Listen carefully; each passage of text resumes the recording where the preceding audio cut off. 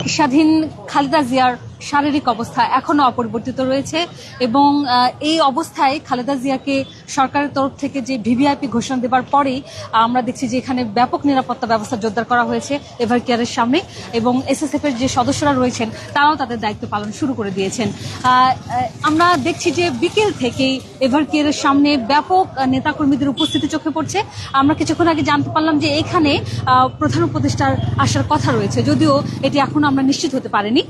তবে এখন পর্যন্ত শোনা যাচ্ছে যে প্রধান উপদেষ্টা খালেদা জিয়াকে দেখতে এভার কেয়ার হাসপাতালে আসবেন এবং এই যে নেতাকর্মীদের উপস্থিতি, খালেদা জিয়ার অসুস্থতা সবকিছু ছাপিয়ে আরেকটি আলোচনা শুরু হয়েছে, সেটি তারেক রহমানের দেশে ফেরার ইস্যুটি। সেটি নিয়ে আসলে এই মুহূর্তে এখন পর্যন্ত আমাদের হাতে সর্বশেষ কি তথ্য রয়েছে সব বিষয় নিয়ে আলোচনা করব। তার আগে দর্শক সবাইকে স্বাগত জানাচ্ছি বাংলা নিউজ লাইভ থেকে। আপনাদের সাথে আছি মৌসুমী সুলতানা। আমার সঙ্গে লাইভে যুক্ত হচ্ছেন জাকারিয়া ইবনে ইউসুফ সহকর্মী। আমরা এই মুহূর্তে রয়েছি এভার কেয়ার হাসপাতালের সামনে। জাকারিয়া, একটু জানতে চাই এই মুহূর্তে খালেদা জিয়ার শারীরিক অবস্থা নিয়ে আপনার কাছে সর্বশেষ কি তথ্য রয়েছে? মৌসুমী, আপনি জানেন যে 23 নভেম্বর থেকে খালেদা জিয়া অসুস্থ হয়ে যাওয়ার পর এভার কেয়ার হাসপাতালে ভর্তি রয়েছেন এবং সর্বশেষ 27 তারিখে তার শারীরিক অবস্থার অবনতি হয় এবং অবনতি হওয়ার পর থেকে তিনি কিন্তু সিসিইউতে রয়েছেন এবং সিসিইউতে এখন পর্যন্ত গতকালকের যে ব্রিফিং এবং আজকের ব্রিফিং এর মধ্যে খুব একটা পার্থক্য নেই। গতকালও যখন ডাক্তার জাহিদ, খালেদা জিয়ার ব্যক্তিগত চিকিৎসক, তিনি যখন গণমাধ্যমের সামনে বলছিলেন যে খালেদা জিয়া চিকিৎসা নিতে পারছেন, এরকমটা বলেছেন। আজকেও কিন্তু সেম কথাই বলেছেন, অর্থাৎ আমরা ধরে নিতে পারি যে খালেদা জিয়ার যে শারীরিক অবস্থা সেটি অপরিবর্তিত রয়েছে এবং অনেকেই যেটা কি বলছেন যে অত্যন্ত ক্রিটিক্যাল সেই অবস্থাতেই রয়েছেন, মানে সংকটাপন্ন আমরা বলতে পারি। এবং মেডিকেল বোর্ডের পক্ষ থেকে বলা হয়েছে যে গতকালকেও তাকে অক্সিজেন দেওয়া হয়েছে। অর্থাৎ সবকিছু মিলিয়ে খালেদা জিয়ার অবস্থা অপরিবর্তিত। ডাক্তার জাহিদের ভাষায় যদি বলি যে তার অবস্থা মানে তিনি চিকিৎসা নিতে পারছেন, অর্থাৎ তার যে সমস্যা সেই সমস্যার জন্য চিকিৎসক বোর্ড যে চিকিৎসা দিচ্ছেন সেগুলো তিনি গ্রহণ করছেন। ফলে বলা যাচ্ছে যে তিনি এখনো যে চিকিৎসার যে ধারাবাহিকতা সেটিতেই আছেন। তার অবস্থার অবনতি উন্নতি এই হচ্ছে না, সবকিছু মিলিয়ে অপরিবর্তিত বলা যেতে পারে। জাকারিয়া, আমরা শুনেছি যে গতকাল চীন থেকে একটি চিকিৎসক প্রতিনিধি দল এসেছে এভার কেয়ারে। তো আজকে আমরা শুনতে পাচ্ছি যে রাতে আরেকটি দল আসার কথা রয়েছে চীন থেকে এবং আগামীকাল যুক্তরাষ্ট্র থেকে আরেকটি দল আসার কথা রয়েছে। সব মিলিয়ে মেডিকেল বোর্ডের বিষয়ে কি তথ্য রয়েছে আপনার কাছে? মৌসুমী, আপনি জানেন যে খালেদা জিয়ার এই চিকিৎসার এই সংকটময় অবস্থায় খালেদা জিয়ার যে মেডিকেল বোর্ড সেটি মূলত দেশি বিদেশি চিকিৎসকদের সমন্বয়ে গঠিত। এখানে যেমন বাংলাদেশের ডাক্তার জাহিদ রয়েছেন, পাশাপাশি খালেদা জিয়ার পুত্রবধূ অর্থাৎ তারেক রহমানের ওয়াইফ ডাক্তার জোবাইদা রহমান, তিনিও কিন্তু রয়েছেন। সবকিছু এছাড়াও খালেদা জিয়ার চিকিৎসায় যে লন্ডনের যেই হাসপাতালে চিকিৎসা নিয়েছিলেন উনি এর আগে সর্বশেষ, সেই হাসপাতালের চিকিৎসক, পাশাপাশি যুক্তরাষ্ট্র, কাতার, সিঙ্গাপুর সহ বিভিন্ন দেশের যারা বিশেষজ্ঞ চিকিৎসক রয়েছেন তাদের সমন্বয়ে একটি মেডিকেল বোর্ড গঠন হয়েছে এবং গতকালকে কিন্তু চীনের একটি প্রতিনিধি দল এসেছে। আজকে আরেকটি বিশেষজ্ঞ দল রাতে আসার কথা রয়েছে এবং আগামীকালকে যুক্তরাষ্ট্র থেকে কিন্তু যুক্তরাজ্যের একটি প্রতিনিধি দল আসার কথা রয়েছে। সবকিছু মিলিয়ে ডাক্তার জাহিদ বলেছেন যে খালেদা জিয়ার চিকিৎসা দেশের যে সবচেয়ে উন্নত, বিশ্বের যে উন্নত চিকিৎসা সেটি সম্মানিতভাবে করা হবে এবং সবচেয়ে লেটেস্ট এবং উন্নত চিকিৎসা সেটি খালেদা জিয়াকে দেওয়া হবে, এমনটি তিনি সর্বসাধারণকে আশ্বস্ত করেছেন। তাহলে কি জাকারিয়া আমরা বলতে পারি যে গতকাল চীনের যে চিকিৎসক দলটি এসেছেন সেটির পরে কিন্তু আজকে আমরা যেটি জানলাম, ডক্টর জাহিদ যেটি বললেন যে খালেদা জিয়া চিকিৎসা নিতে পারছেন, তার মানে কিছুটা হয়তো বা অবস্থার কিছুটা উন্নতি একটু কি বলা যায় কিনা? উন্নতি না হলেও আমার কোনো যে অবনতি হয়নি এটি নিশ্চিতভাবে বলা যাচ্ছে, স্থিতিশীল বলা যায়। এবং যেহেতু উনি চিকিৎসা নিতে পারছেন, আমরা আশাবাদী যারা আমরা সংবাদ কর্মী রয়েছে, পাশাপাশি যে খালেদা জিয়ার যে দল বিএনপির নেতাকর্মীরা, কিংবা খালেদা জিয়া এখন তো শুধু বিএনপির নেত্রী নন, তিনি গোটা বাংলাদেশের আপামর জনগণের নেত্রী। সেই জায়গা থেকে বাংলাদেশের মানুষের প্রত্যাশা যে এই সংকটময় মুহূর্তে দেশের এই ক্লান্তিকালে অবশ্যই খালেদা জিয়া এই পরিস্থিতি থেকেও কামব্যাক করবেন এবং তিনি যেহেতু চিকিৎসা নিতে পারছেন সেই সম্ভাবনার দিকেই আমরা যাচ্ছি। এবং আপনি জানেন যে তার যদি চিকিৎসার তিনি গ্রহণ করেন এবং তিনি যদি একটা উন্নতির দিকে যান, তাকে কিন্তু দেশের বাইরে নিয়ে যাওয়ার পরিকল্পনা রয়েছে এবং সকল ধরনের প্রস্তুতি নেওয়া হয়েছে। আমি যদি বলি এয়ার অ্যাম্বুলেন্স থেকে শুরু করে কোন হাসপাতালে তাকে নেওয়া হবে, একই সঙ্গে লন্ডন, কাতার, সিঙ্গাপুর এবং যুক্তরাষ্ট্রের হাসপাতালগুলোতে, যেই হাসপাতালগুলোতে উনি চিকিৎসা নেন বা এই ধরনের রোগীর জন্য ভালো চিকিৎসা রয়েছে, ওই সব হাসপাতালে কিন্তু যোগাযোগ করা হচ্ছে। এবং পরিবারের সিদ্ধান্ত, তারেক রহমানের সিদ্ধান্ত এবং দলের সিদ্ধান্ত হলেই, এবং পাশাপাশি সবার আগে যেটি জরুরি যে খালেদা জিয়া আসলে ফ্লাই করার মতো শারীরিকভাবে স্টেবল কিনা, ওই স্টেবল পরিস্থিতি আসলে তাকে মেডিকেল বোর্ডই সিদ্ধান্ত নেবে। এই স্টেবল হলে, শরীরটা স্টেবল হলেই আসলে তাকে দেশের বাইরে পরিবারের সিদ্ধান্তে, তারেক রহমানের সিদ্ধান্তে বা দলের সিদ্ধান্তে একটি হাসপাতালে লন্ডনে হওয়ার সম্ভাবনাই বেশি। সেক্ষেত্রে কিন্তু বিএনপি নেতারাও বলছেন যে মানে খালেদা জিয়ার যে এখন যে অবস্থা, তাতে তারা আশার আলো দেখছেন, চিকিৎসকদের বরাত দিয়ে তারা বলছেন। জি, আপনি যেমনটি বলছেন আশার আলো দেখছেন, তবে একটি বিষয় হয় কি, খালেদা জিয়ার মতো যখন এরকম উঁচু মাপের শীর্ষস্থানীয় ব্যক্তিরা, নেতারা যখন এরকম হাসপাতালে একটা ক্রিটিক্যাল সিচুয়েশন পার করেন, বিশেষ করে খালেদা জিয়ার মতো যার সম্পর্কে জানতে দেশের আপামর মানুষের আগ্রহ রয়েছে, সেক্ষেত্রে কিন্তু অনেক ধরনের গুজব ছড়ানোর আশঙ্কা থাকে। যার কারণে বিএনপির পক্ষ থেকে বারবার বলা হচ্ছে যে কেবলমাত্র চিকিৎসা রিলেটেড কোনো যে তথ্যগুলো রয়েছে, সেটা হচ্ছে ডাক্তার জাহিদ ছাড়া অন্য কারো কথা শুনতে নিষেধ করে দেওয়া হয়েছে, বা অন্যদের কথা বলার ব্যাপারেও কিন্তু বিএনপি কড়াকড়ি আরোপ করেছে। আপনি জানেন যে গতকালকে একজন নেতার বক্তব্যের কারণে কিন্তু কিছুটা ধোঁয়াশার পরিবেশ হয়েছিল। পরবর্তীতে কিন্তু বিএনপির মিডিয়া সেল থেকে জানানো হয়েছে যে চিকিৎসা রিলেটেড যে কোনো তথ্য কেবলমাত্র ডাক্তার জাহিদ দেবেন, আর দলীয় যে সিদ্ধান্ত সেগুলো কিন্তু দিবেন বিএনপির যে সিনিয়র যুগ্ম মহাসচিব রয়েছেন অর্থাৎ রুহুল কবির রিজভী, তিনি দেবেন। এর বাইরে আসলে কারো মন্তব্যই গ্রহণযোগ্য নয় এই মুহূর্তে। এটি কিন্তু একটা ভালো দিক, কারণ এই দলীয় সিদ্ধান্ত এটি, যেটি তার মানে একটা সোর্স তারা নির্ধারণ করে দিয়েছে গুজব ঠেকানোর জন্য, এটি একটি ভালো দিক।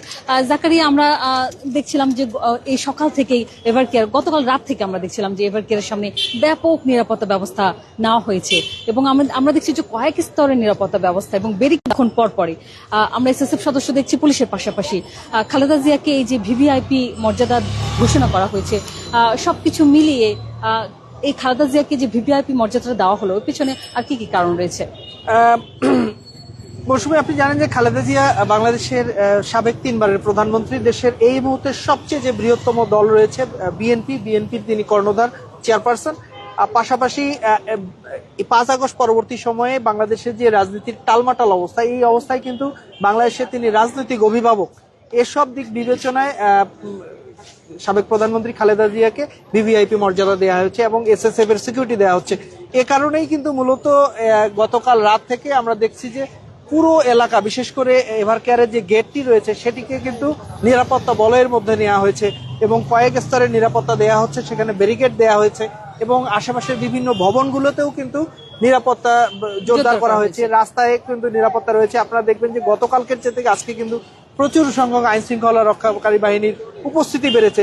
স্বাভাবিকভাবেই এই যে খালেদা জিয়াকে যে মর্যাদা দেওয়া হয়েছে, ভিভিআইপি যে সুবিধা দেওয়া হয়েছে, এটার কারণে এবং এসএসএফ এর নিরাপত্তার কারণেই কিন্তু এখানে এই যে বাড়তি নিরাপত্তা, বাড়তি নজরদারি এটি দেওয়া হয়েছে। এটিকেই অনেকে বিভ্রান্ত করছেন যে কেন আসলে এখানে এত বেশি নিরাপত্তা জোরদার করা হলো। এটি করাই হয়েছে মূলত এই যে খালেদা জিয়াকে যে প্রজ্ঞাপন দিয়ে ভিভিআইপি ঘোষণা করা হয়েছে এবং এসএসএফ এর যে সুবিধা অর্থাৎ নিরাপত্তা সুবিধা দেওয়া হয়েছে, এটির কারণেই কিন্তু আসলে এই বাড়তি নিরাপত্তা। এটিকেই অন্য বিভিন্ন মানুষের লোকমুখে নানাভাবে গুঞ্জন বা নানা ধরনের কথা ছড়ানো হচ্ছে। অনেকে কিন্তু বলছেন যে আসলে এত নিরাপত্তা ব্যবস্থা নেওয়ার কারণটা কি। আবার অনেকের মনে প্রশ্ন এটিও জেগেছে, তারেক রহমান দেশে ফিরলে এই এসএসএফ সুবিধা যেটি সুযোগ সুবিধা যেটি দেওয়া হচ্ছে খালেদা জিয়াকে, সেটিও কি তারেক রহমান কি সেই সুবিধাটা পাবেন কিনা? দেখুন, এটা নির্ভর করে আসলে কয়েকটি বিষয়ের উপর। আমি যদি বলি যে তারেক রহমান আসলে পাবেন কিনা, এই প্রজ্ঞাপনে কিন্তু কেবলমাত্র খালেদা জিয়ার কথা বলা হয়েছে। আবার বিএনপির একজন নেতা বলেছেন খালেদা জিয়ার পরিবার হিসেবে তারেক রহমান ও এসএসএফ সুবিধা পেতে পারেন, কোনো নিশ্চিত করা হয়নি, পেতে পারেন বলেছেন। তবে বিএনপির একটি সূত্র থেকে জানা গেছে যে তারেক রহমান দেশে আসলে তার নিরাপত্তার সাথে হয়তো সরকারের কাছে এসএসএফ সুবিধা তারা চাইতে পারেন। এবং আজকে কিন্তু স্বরাষ্ট্র উপদেষ্টাও বলেছেন যে তিনি বলেননি এসএসএফ এর কথা, কিন্তু তিনি বলেছেন যে প্রয়োজনে তারেক রহমানের জন্য বিশেষ নিরাপত্তা ব্যবস্থা দেওয়া হবে। এই বিশেষ নিরাপত্তা সেবা কি এসএসএফ কিনা এটা হয়তো সময় গেলেই বোঝা যাবে। তবে সরকারের বিভিন্ন উপদেষ্টারা যারা রয়েছেন তারা কিন্তু বারবারই একটি কথা বলছেন যে তারেক রহমানের, যেহেতু বাংলাদেশের এই মুহূর্তে রাজনীতিতে তারেক রহমান একটি গুরুত্বপূর্ণ পার্ট, তারেক রহমান যদি দেশে ফেরেন বা ফেরার মতো পরিস্থিতি হলে অবশ্যই তার নিরাপত্তার ব্যাপারে যে সরকার আন্তরিক, এটি কিন্তু আমরা যদি দেখি আইন উপদেষ্টা থেকে শুরু করে প্রধান উপদেষ্টা বিভিন্ন উপদেষ্টাদের কথাবার্তায় কিন্তু এসব কথাই উঠে আসছে, যার ফলে তারেক রহমান দেশে আসলে হয়তো বিএনপি আবেদন করবে কিংবা ওই যে বিএনপির আরেক জিয়া পরিবারের সদস্য হিসেবে সেই সুবিধাটা পেতে পারেন। তারেক রহমানের দেশে ফেরার কথা আপনি বলছিলেন, সরকার প্রস্তুত রয়েছে তারেক রহমানকে নিরাপত্তা দেওয়ার জন্য এবং তাদের আন্তরিকতার কোনো অভাব নেই, সেটি আমরা তাদের বক্তব্য থেকে বুঝতে পারছি। কিন্তু প্রশ্ন উঠেছে যে তারেক রহমানের দেশে ফেরাটা আসলে এটি কোনো আইনগত জটিলতা রয়েছে কিনা। যদিও আইন উপদেষ্টা বলেছেন আইনগত কোনো বাধা নেই, সেক্ষেত্রে আবার ইসি সচিব তিনি বলেছেন যে তিনি এখনো ভোটার হননি, সেক্ষেত্রে কি কোনো জটিলতা রয়েছে ফেরার ক্ষেত্রে? দেখেন, তারেক রহমানের দেশে ফেরা নিয়ে প্রথম যে তার স্ট্যাটাসকে ঘিরেই কিন্তু নানা ধরনের গুঞ্জন সৃষ্টি হয়েছে। তিনি বলেছেন যে এটা তার একার উপরে নির্ভর করে না, অনেক কিছু বিষয় আছে যেগুলো তিনি পুরোটা বলতে পারছেন না, এমন কথা কিন্তু তারেক রহমান তার স্ট্যাটাসে বলেছেন। এটার বলার পরই আসলে জনমনে সাধারণ মানুষের ভেতরে নেতাকর্মীদের মধ্যে এক ধরনের উদ্বেগ উৎকণ্ঠা তৈরি হয়েছে যে তারেক রহমানের দেশে ফেরা কেন্দ্রিক কিন্তু কোনো ধরনের কোনো জটিলতা আছে কিনা। এবং যখন এই ধরনের জটিলতার কথা শোনা যাচ্ছিল তখন কিন্তু সরকারের পক্ষ থেকে বেশ কয়েকজন উপদেষ্টা বলেছেন যে তারেক রহমানের দেশে ফিরতে কোনো বাধা নেই। এবং এখানে আরেকটি বিষয় জানিয়ে রাখি যে গতকালকে ইসি সচিব যেটি বলেছেন যে গত 31 অক্টোবরের মধ্যে যারা ভোটার লিস্টে সংযুক্ত হয়েছেন তারাই ভোটার হয়েছেন, তারাই ভোট দিতে পারবেন। এক্ষেত্রে তারেক রহমান কিন্তু এখনো ভোটার হননি, অর্থাৎ তিনি কিন্তু ভোটাধিকার প্রয়োগ করতে পারবেন না। তবে যখন সাংবাদিকরা প্রশ্ন করেছিলেন, সাংবাদিকদের প্রশ্নের ভিত্তিতে বলেছেন যে ইসি চাইলে এটা তারেক রহমানকে ভোটাধিকার বা ভোটার করা যাবে।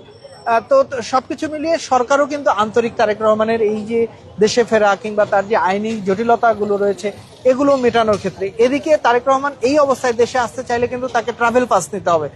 এবং এই আজকে পররাষ্ট্র উপদেষ্টাকে সাংবাদিকরা যখন জিজ্ঞেস করেছিলেন তিনি বলেছেন যে এখন পর্যন্ত তারেক রহমান ট্রাভেল পাসের জন্য আবেদন করেননি, এবং ট্রাভেল পাসের জন্য যেহেতু তিনি আবেদন করেননি সেহেতু আরেকটু বলি এখানে যে আমরা কিন্তু সোশ্যাল মিডিয়ায় বিভিন্ন ধরনের ভিডিও দেখতে পাচ্ছি, পুরোনো দিনের ভিডিও, সেগুলোকে বলা হচ্ছে তারেক রহমান আসছে না, এই ধরনের কথাবার্তা বলা। লন্ডনে হিথ্রো বিমানবন্দরে একটা ভিডিও সামাজিক যোগাযোগ মাধ্যমে ছড়িয়ে পড়েছে, কিন্তু সেটি পুরোটাই সে পুরোনো ভিডিও। তো সবকিছু মিলিয়ে আর কি তারেক রহমান দেশে আসলে সেটা নিশ্চয়ই বোঝা যাবে, একেবারে লুকোছাপা করার কিছু নেই।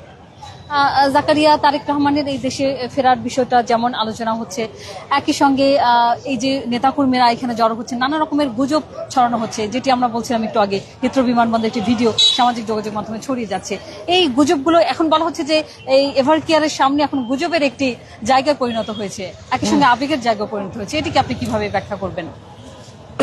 দেখুন, খালেদা জিয়া শুধু বিএনপির নেত্রী নন, এই মুহূর্তে তিনি পুরো বাংলাদেশের নেত্রী।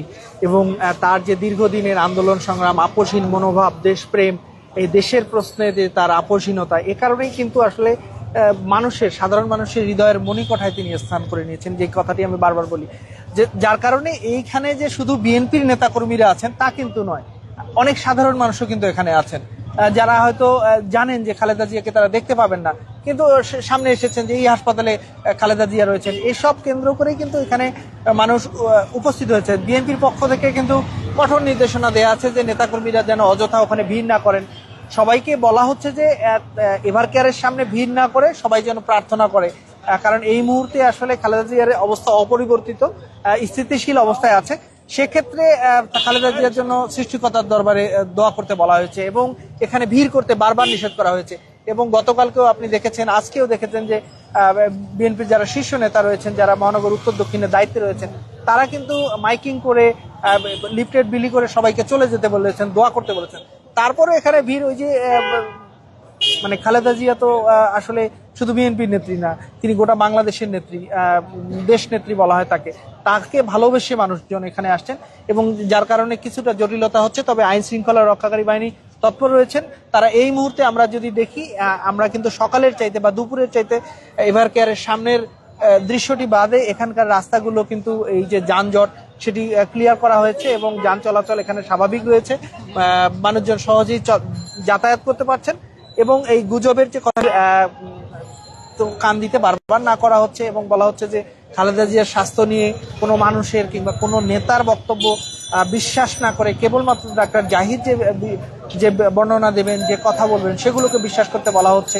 এর বাইরে দলীয় নির্দেশনার ক্ষেত্রেও একজন নির্দিষ্ট ব্যক্তি করে রেখেছে বিএনপি, রুহুল কবির রিজভী, তার কথা শুনতে বলা হয়েছে। আমার ধারণা যে এত পদক্ষেপের পর আসলে সামনের দিকে আর কোনো জটিলতা হবে না, কোনো ধরনের গুজবই আসলে এখানে টিকতে পারবে না। একদমই তাই জাকারিয়া, আপনাকে অসংখ্য ধন্যবাদ জানাচ্ছি লাইভে যুক্ত হওয়ার জন্য। আমরা নিশ্চয়ই আবারও যখন আপডেট কোনো খবর পাবো আবার আপনার কাছে যাব জানবার জন্য। অসংখ্য ধন্যবাদ আপনাকে। দর্শক, আপনারাও যারা এতক্ষণ আমাদের লাইভটি দেখছিলেন সবাইকে ধন্যবাদ জানাচ্ছি। আপনারা থাকুন বাংলা নিউজের সাথে। আমরা রয়েছি এভার কেয়ার হাসপাতালের সামনে, যেখানে খালেদা জিয়ার চিকিৎসা চলছে এবং এখানে ব্যাপক নেতাকর্মীরা তারাও এখানে ভিড় করে জমেছেন। এবং একই সঙ্গে কিছুক্ষণের মধ্যেই আমরা যেটা জানতে পারছি যে এখানে প্রধান উপদেষ্টা আসার কথা রয়েছে, যদিও আমরা এখন এটি নিশ্চিত নই। তবে যদি সেরকম কোনো খবর আমরা পাই, সাথে সাথে আমরা বাংলা নিউজ থেকে আপনাদের লাইভের মাধ্যমে সেটি জানিয়ে দেব। ততক্ষণ পর্যন্ত আমাদের সাথে থাকবেন। ধন্যবাদ সবাইকে।